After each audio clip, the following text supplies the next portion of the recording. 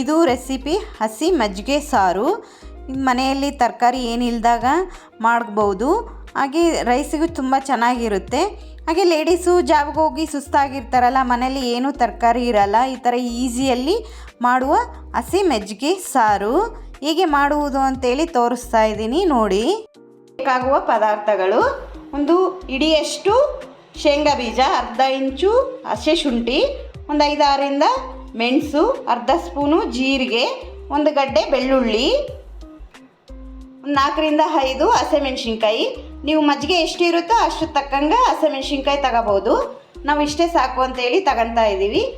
ಕೊತ್ತಂಬರಿ, ಕರಿಬೇವು, ಧನಿಯಾದ ಪುಡಿ, ಅರಿಶಿನ, ಎಣ್ಣೆ. ಇಲ್ಲಿ ನಾನು ಕಲ್ಲುಪ್ಪು ತಗೊಂಡಿದ್ದೀನಿ, ನೀವು ಬೇಕಂದ್ರೆ ನೈಸ್ ಉಪ್ಪನ್ನು ತಗೋಬೋದು. ಒಗ್ಗರಣೆಗೆ ಹಾಕುವ ಪದಾರ್ಥಗಳು: ಒಣಮೆಣಸಿನ್ಕಾಯಿ, ಸಾಸಿವೆ, ಜೀರಿಗೆ, ಕಡಲೆಬೇಳೆ, ಉದ್ದಿನಬೇಳೆ, 1 ಲೀಟ್ರ್ ಆಗಷ್ಟು ಮಜ್ಜಿಗೆ. ಈಗ ಹೇಗೆ ಮಾಡೋದಂತ ನೋಡೋಣ ಬನ್ನಿ. ಅದಕ್ಕೆ ಒಂದು ಜಾರಲ್ಲಿ ಸ್ವಲ್ಪ ಶೇಂಗಾ ಬೀಜ, ಎಲ್ಲ ಮೆಣಸು, ಬೆಳ್ಳುಳ್ಳಿ ಮತ್ತು ಜೀರಿಗೆ, ಮೆಣಸಿನ್ಕಾಯಿ, ಕೊತ್ತಂಬರಿ,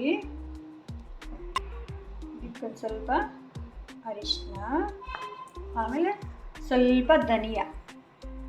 ಮನೇಲಿ ಮಾಡಿಕೊಂಡ್ರೆ ಧನಿಯಾ ಪುಡಿ ಇದು ಸ್ವಲ್ಪ ಸಾಕು. ಕೊತ್ತಂಬರಿ ಹಾಕಿರ್ತೀವಲ್ವ ಅದರಿಂದ ಸ್ವಲ್ಪ ಧನಿಯಾ. ಇದನ್ನು ನೈಸಾಗಿ ಮಿಕ್ಸಿ ಮಾಡ್ಕೊಂಡು ಬರೋಣ. ಇದು ನೈಸ್ ಆಗೋದಕ್ಕೆ ಸ್ವಲ್ಪ ನೀರು ಹಾಕ್ಕೊಳ್ಳೋಣ. ನೀರು ಅಥವಾ ಮಜ್ಜಿಗೆ ಹಾಕ್ಕೋಬೋದು. ಇಟ್ಕೊಂಡು ಸ್ಟವ್ ಹಚ್ಕೊಂಡೆ. ಇದು ಸ್ವಲ್ಪ ಮೀಡಿಯಮ್ ಫ್ಲೇಮಲ್ಲಿ ಇಟ್ಕೊಂಡಿದ್ದೀನಿ. ಸ್ವಲ್ಪ ಎಣ್ಣೆ ಹಾಕ್ಕೊತೀನಿ. ನೋಡಿ, ಎಣ್ಣೆ ಸಾಕಾಗುತ್ತೆ. ಇದು ಎಣ್ಣೆ ಕಾದಿದೆ. ಸಾಸಿವೆ ಜೀರಿಗೆ ಹಾಕಿದ್ದೀನಿ. ಬೇಕು ಅಂದರೆ ಸ್ವಲ್ಪ ಹಿಂಗೆ ಹಾಕ್ಕೋಬೋದು, ಬೇಕು ಅಂದರೆ ಹಾಕ್ಕೋಬೋದು.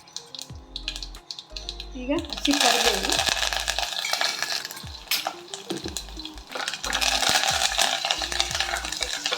ಈಗ ನಾವು ಹಸಿದೆಲ್ಲ ರುಬ್ಕೊಂಡು ಬಂದಿದ್ವಲ್ಲ ಅದನ್ನು ಇದು ಒಗ್ಗರಣೆಗೆ ಹಾಕೋಣ. ಈಗೆಲ್ಲ ಹಸಿದು ಹಾಕಿರೋದ್ರಿಂದ ಎಲ್ಲ ಸ್ವಲ್ಪ ಹಸಿನ ಹೋಗಬೇಕು. ಇಲ್ಲಿ ಮಿಕ್ಸಿ ಜಾರಲ್ಲಿ ಸ್ವಲ್ಪ ಮಸಾಲೆ ಉಳ್ಕೊಂಡಿದೆ, ಅದನ್ನು ನಾನು ನೀರು ಹಾಕಿಬಿಟ್ಟು ಇದು ಹಿಂಗೆ ಮಾಡಿದ್ದೀನಿ. ಇದು ಸ್ವಲ್ಪ ಮೀಡಿಯಮ್ ಫ್ಲೇಮಲ್ಲೇ ಇಡೋಣ, ಜಾಸ್ತಿ ಉರಿ ಬೇಡ. ಸ್ವಲ್ಪ ತಿರುಗಿಸ್ತಾನೇ ಇರೋಣ, ತಳ ಹಿಡಿದು ಬಿಡುತ್ತೆ.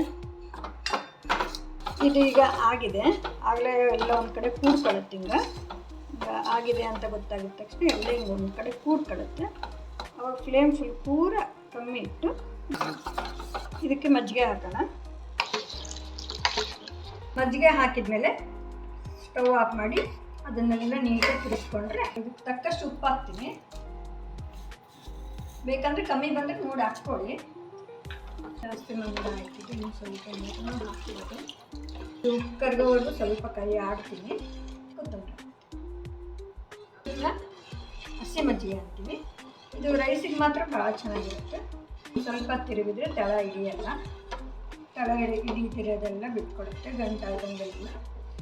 ಮಜ್ಜಿಗೆ ಸಾರು ನೀವೂ ಟ್ರೈ ಮಾಡಿ ಹೇಗಿದೆ ಅಂತ ಹೇಳ್ಬಿಟ್ಟು ಕಾಮೆಂಟ್ ಬಾಕ್ಸಲ್ಲಿ ಕಾಮೆಂಟ್ ಮಾಡಿ ಫ್ರೆಂಡ್ಸ್. ಹಾಗೆ ನನ್ನ ಚಾನಲ್ ಹೊಸದಾಗಿ ನೋಡ್ತಾ ಇರುವವರು ಸಬ್ಸ್ಕ್ರೈಬ್ ಮಾಡಿ, ಶೇರ್ ಮಾಡಿ, ಲೈಕ್ ಮಾಡಿ ಫ್ರೆಂಡ್ಸ್.